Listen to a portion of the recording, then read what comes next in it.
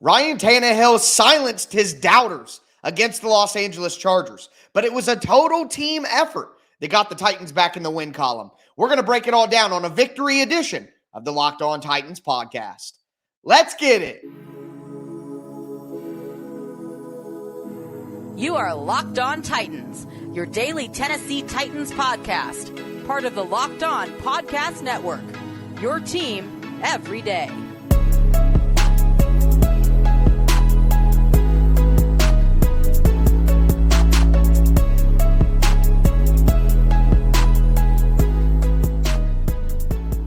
Welcome to the Locked On Titans podcast. I am your host, Tyler Rowland. Titans fans, this victory edition of the Locked On Titans podcast is brought to you by LinkedIn Jobs. LinkedIn Jobs helps you find the qualified candidates you want to talk to faster. Post your job for free at linkedin.com/LockedOnNFL. That's linkedin.com/LockedOnNFL to post your job for free. Terms and conditions apply. We got to talk about a total team effort for the Tennessee Titans that got them back to their winning ways. Ryan Tannehill was great, but everybody stepped up in this game across the board. We'll talk about that. Also, we got to get into tighten up, tighten down. And after a win like that, we're only doing tighten up. So we'll go through all the good performances in Sunday's win. And then finally, we'll talk about the Peter Skoronski situation that happened at the end of the week and over the weekend and kind of get an update on where that's at. So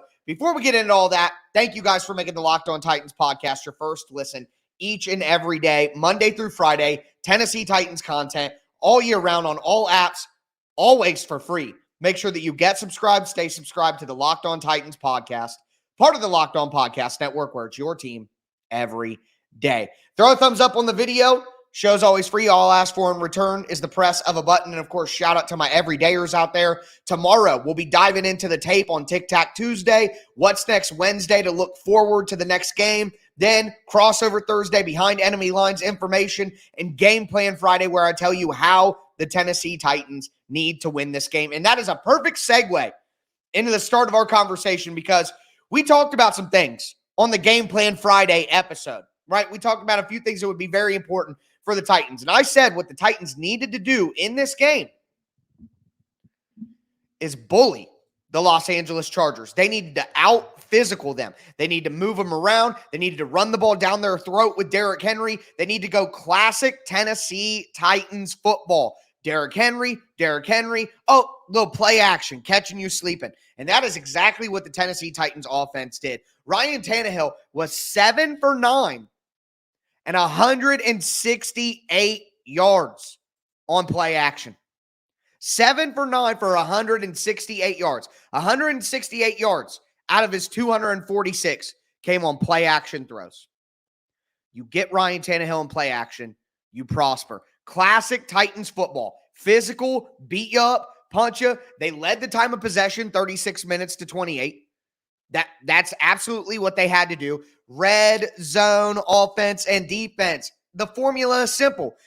I said it on Friday. You're not going to stop the Chargers from moving the ball. They're a good offense. They have great weapons. They have smart coaching on offense. They're going to move the ball. It's about, can you make them kick field goals?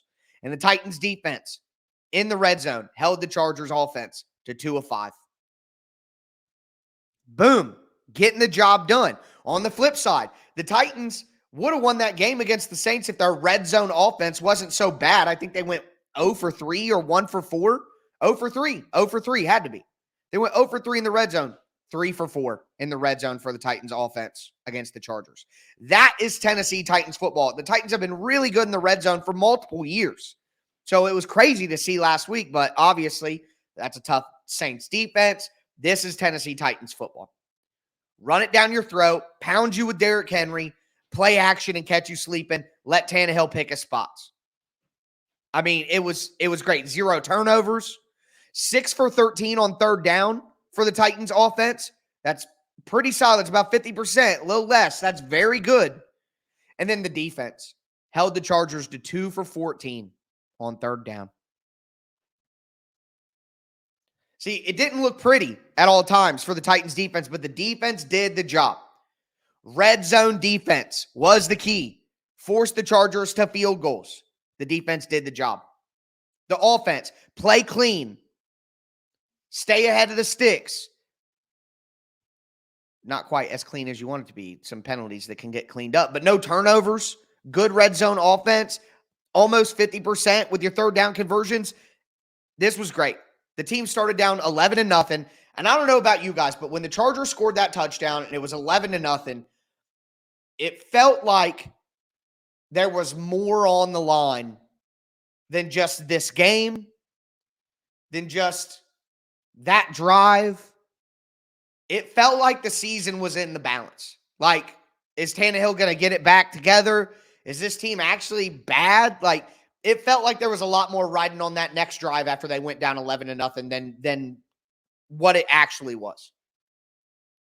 And Tannehill throws a 70-yard bomb to Treylon Burks. First play, boom. Play action, bomb. What an answer. And then Ryan Stonehouse, bombing punts. Kearis Jackson, secure with the ball. Solid returns.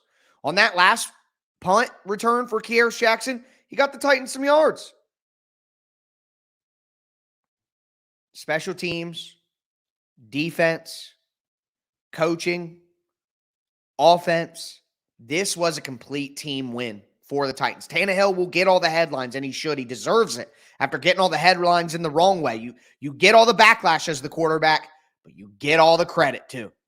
And we're going to give Tannehill his credit this week. But this win right here for the Titans, after losing 8 straight games, this win right here, this was a team win. This was Tennessee Titans football. And man, it felt good to see it in action again. Absolutely. But with that being said, we are going to get into tighten up, tighten down. No tighten downs this week, baby. We're all positivity all the time after that great win. Let's talk about all the individual performances in this game. The Titans secondary specifically really stepped up in a tough matchup for them against some good wide receivers. We're going to do tighten up, tighten down next. Get your tighten ups and your tighten downs into the chat right now. Let me know who you guys thought played the best performances. Let me know if you thought there were any tighten downs out there, because I know there's at least one, and I may slightly mention it at the end, but we're staying with the positives. Tighten up, tighten down here in just a moment. Before we get into it, though, do want to let you guys know that today's episode is brought to you by LinkedIn Jobs. These days, every new potential hire can feel like a high-stakes wager for your small business. You want to be 100% certain that you have access to the best qualified candidates available. That's why you have to check out LinkedIn Jobs. LinkedIn Jobs helps you find the right people for your team faster and for free. You just create a free job post on LinkedIn Jobs, then you add your job in the purple hashtag hiring frame to your LinkedIn profile, and they're going to spread the word that you're hiring. They have simple tools like screening questions that make it really easy to get the right candidates with the right experience. It's why small businesses rate LinkedIn Jobs #1 in delivering quality hires versus leading competitors. LinkedIn Jobs helps you find the qualified candidates you want to talk to faster. Post your job for free at LinkedIn.com/LockedOnNFL. That's LinkedIn.com/LockedOnNFL to post your job for free. Terms and conditions do apply. Also want to let you guys know that today's episode is brought to you by Prize Picks. Prize Picks is daily fantasy sports made easy. Look, guys, all you have to do is pick 2 to 6 players, look at a stat projection, and say whether they're going to do more or less. For example, think like Derrick Henry, 80 yards, more or less. Saquon Barkley, 60 yards, more or less. Patrick Mahomes, 2 passing touchdowns, more or less. All you do is you pick 2 to 6 players, say whether they're going to do more or less than the projection, and you have a chance to get up to 25 times your winning. Prize Picks offers a ton of weekly promotions that can lead to big payouts like Taco Tuesday, where they give you a 25% off on player projections. You get a little discount from Prize Picks on Taco Tuesday. So make sure that you go to prizepicks.com/LockedOnNFL. Use the code LockedOnNFL for a first deposit match up to $100. That's prizepicks.com/LockedOnNFL. Use the code LockedOnNFL for a first deposit match up to $100. It's Prize Picks, daily fantasy sports made easy.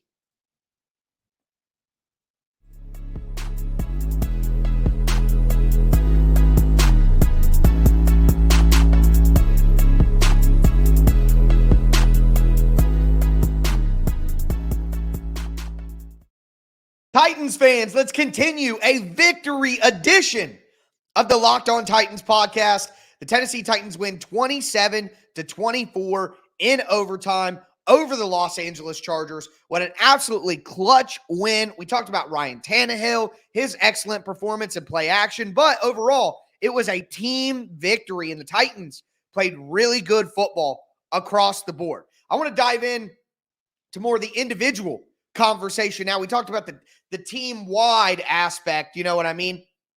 Now I want to look at the good individual performances in this game and tighten down. Before we do, thank you guys again for making the Locked On Titans podcast your first listen each and every day. Remember, Monday through Friday, Tennessee Titans content all year round, always for free. You're not going to beat that anywhere else, so make sure you get subscribed, stay subscribed to the Locked On Titans podcast. But, of course, Tannehill, 20 for 24.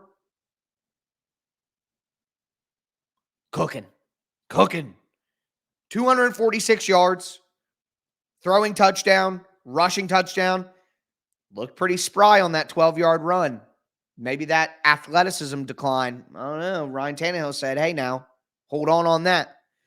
But great day for Tannehill. We've talked about him quite a bit. The the immediate reaction show that I did, if you missed that, you can check that out. First segment, we've done enough. Derrick Henry, 25 carries, 80 yards. Not the most efficient day of his career. The Chargers were making it hard. They were loading up. But the threat of Derrick Henry is what opened up the play action passes that the Titans had so much success on. That is the formula. That is classic Titans football. That's what they needed to do in this game, and that's what they did. Derrick Henry had 3 catches for 15 yards, had the touchdown.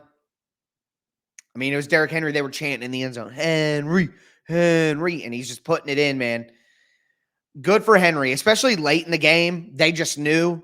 The defense knew what the Titans were doing. They were running duo inside zone, whatever you want to call it. That's a debate for high-level football people, not me. I don't care.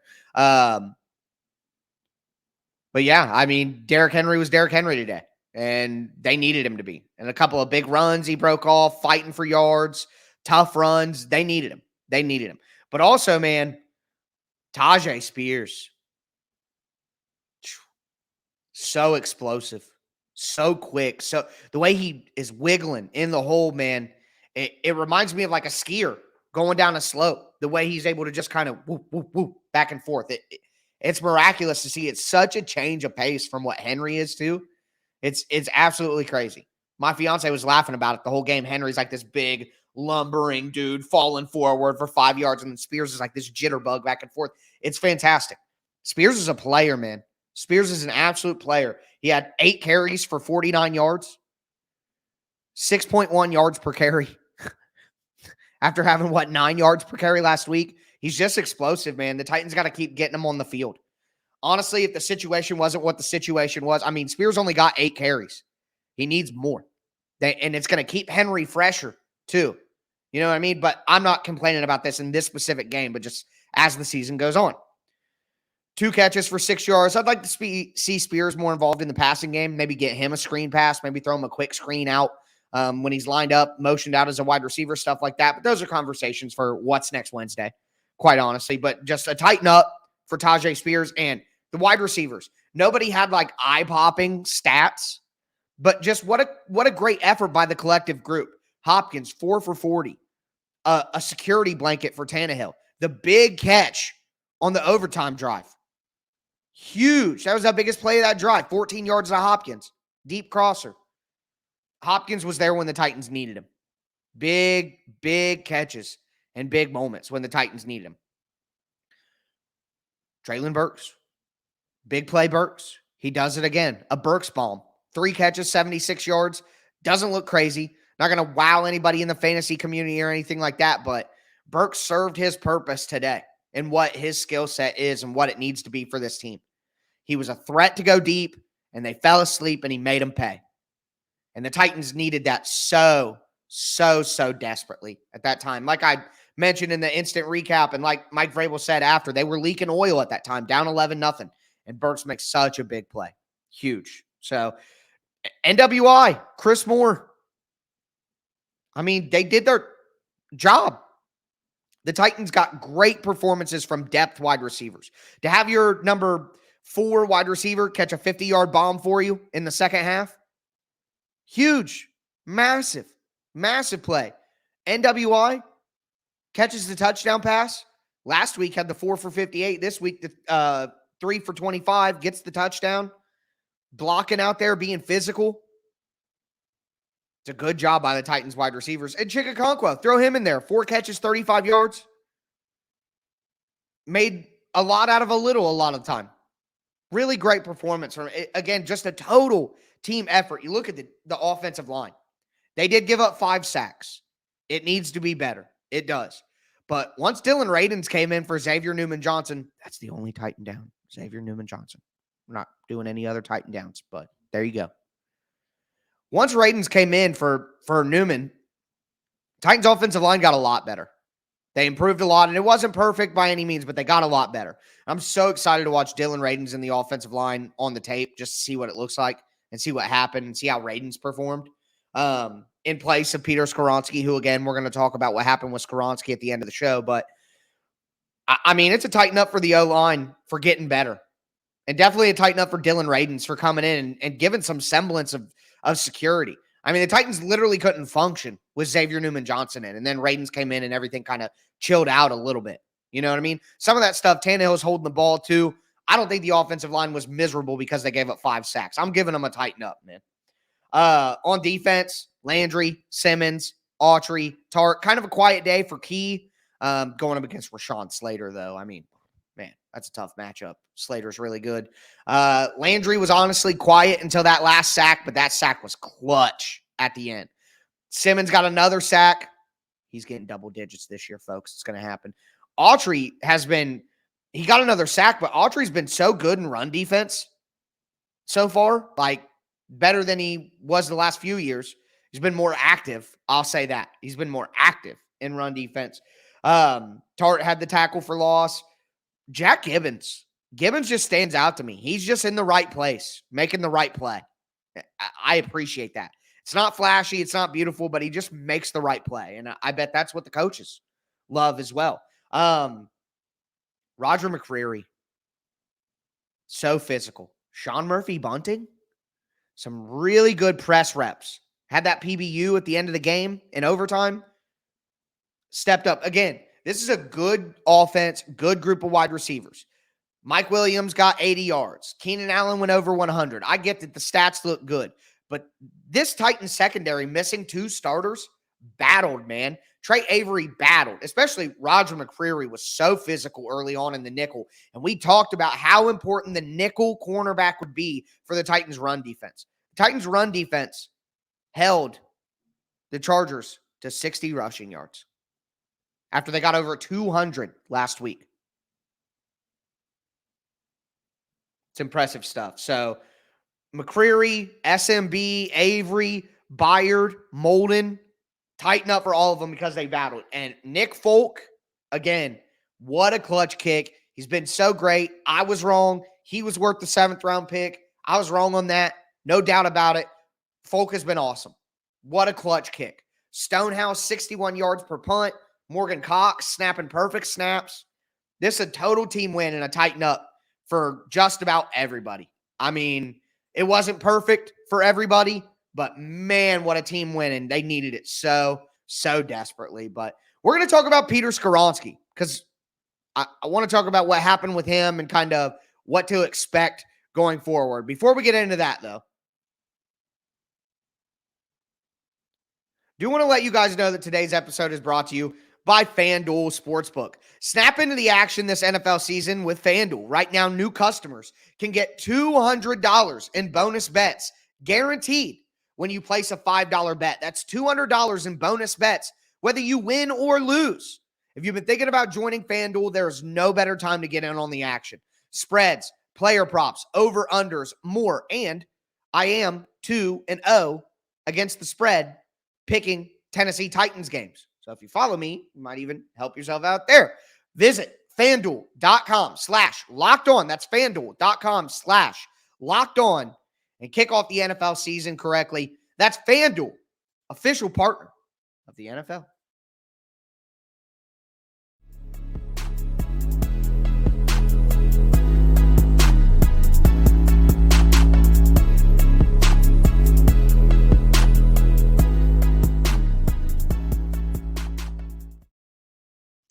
fans, we are going to cap off this victory edition of the Locked On Titans podcast, talking about what happened with Peter Skoronski. So I did my initial reaction podcast, about 15 minutes, talking about what happened. We just talked about the team effort from a wider lens. Then we zoomed in, talked about some of the individual performances as well. But now I want to talk about the biggest news that happened over the weekend outside of the game itself, because all of a sudden on Friday's injury report, Peter Skoronski popped up and was questionable with an illness. And then he missed the game. There's a report on what's going on. I'll talk about that. Before I do, thank you guys again for making the Locked On Titans podcast your first listen each and every day. Remember, Monday through Friday, Tennessee Titans content all year round, always for free. We're going to have Tic Tac Tuesday tomorrow, where I break down what I saw on tape. We're going to have What's Next Wednesday, when we start looking forward to the Browns game. We're going to have Crossover Thursday with the guys from Locked On Browns, so we can talk about what's going on in Cleveland and kind of get an idea of what's going on with them. And then Friday is Game Plan Friday, where I outline exactly what the Titans need to do schematically to win against the Browns. Make sure that you don't miss any of that coming up this week. Be an everydayer. Shout out to my everydayers. It's Locked On Titans. It's your team every day. But according to a report or a rumor or whatever from Jared Stillman. Now look, Stillman has been hit or miss in the past, but he says that Peter Skoronski is having an issue with his appendicitis. Basically, it could be, he could have to get his appendix removed, all of that. Those are the rumors going around. Stillman just said he had an issue with his appendix. When you hear that, you usually think appendicitis, right? As I say all the time on this program, I'm not a doctor. So I don't know. All right. I don't know. Blah, blah, blah. But here's what I can tell you. Pat Mahomes had his appendix out and he played 10 days later. If you want to be more conservative, I try to be more conservative in my timelines of when I think people will come back, because I just don't want my heart to break. I just don't want to set myself up for failure. You know what I mean? So in my mind, Skoronski's going to be out 3 weeks. And that's if he had surgery already. That, like, when he has surgery, it'll probably be 3 weeks. So maybe he got it taken care of on Friday or Saturday. Maybe it started hurting on Thursday. He got it taken care of Friday or Saturday. Now we're looking at maybe he's back for the Colts game in week 5. Either way, I would say 3 games. Give yourself at least 3 games before you expect Skoronski to be back. In the meantime, though, like I said, I'm excited to go watch the tape and see what happened. Dylan Radins, though. I thought Radins was all right. I thought Radins did a pretty good job just on my initial watch of the game. Now, if I'm wrong about that, I'll be certain to come back tomorrow on Tic Tac Tuesday and tell you guys that I was wrong about that. But the Titans' offensive line got a lot better when Radins went in there at left guard. And in my opinion, I have continuously said Dylan Radins is a left side player. Dylan Radins has said Dylan Radins is a left side player. He's more comfortable on the left. He looked pretty good.